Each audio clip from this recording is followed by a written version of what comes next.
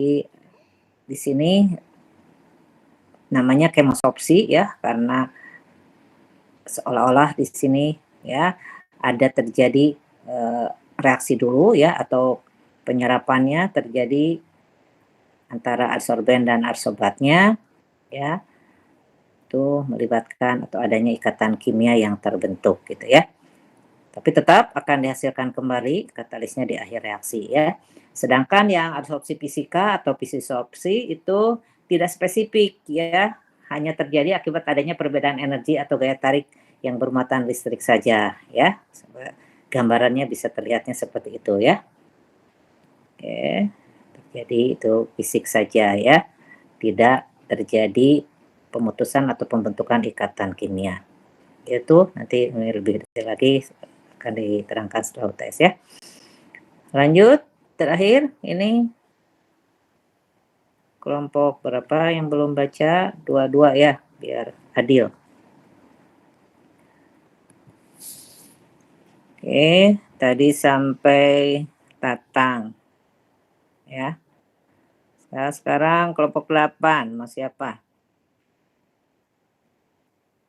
Rizky Maulana nggak ada. Aisyah Harani. Ya, Aisyah Harani 2 poin.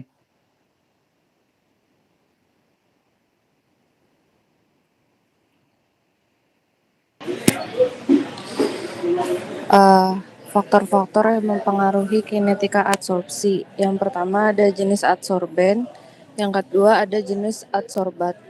Macam zat yang diadsorpsi juga sangat berpengaruh karena semakin banyak zat-zat impurities atau zat pengotor pada suatu fluida atau larutan, maka akan semakin lambat kinetika atau kecepatan penyerapannya, atau nama lainnya adsorpsi.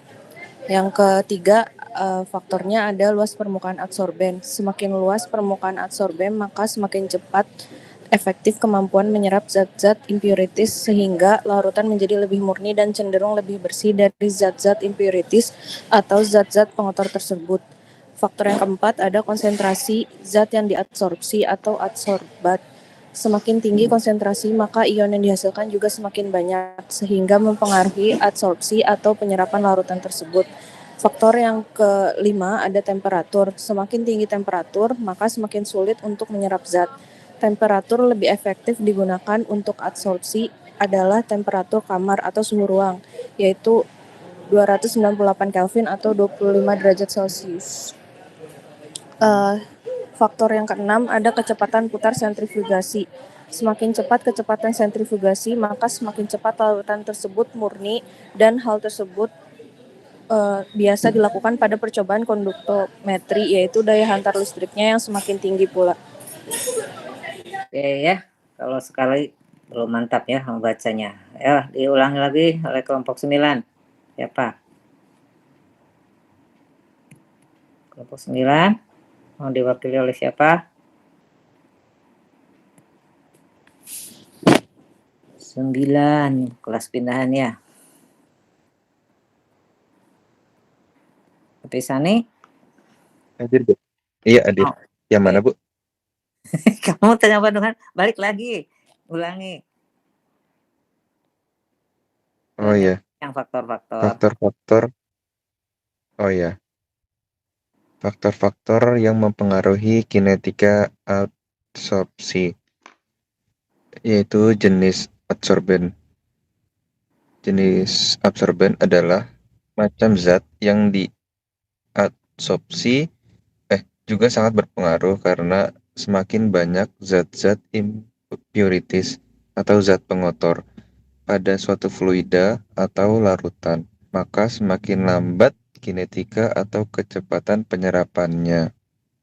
Lalu ada luas permukaan adsorben.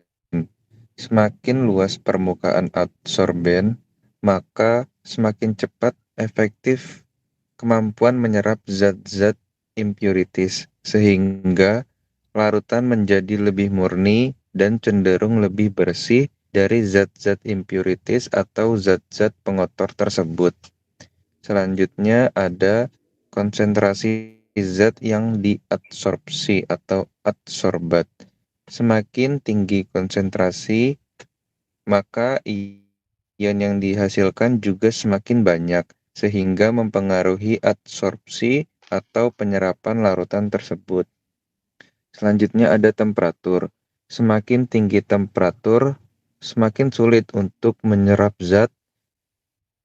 Temperatur lebih efektif digunakan untuk adsorpsi adalah temperatur kamar, yaitu 298 Kelvin.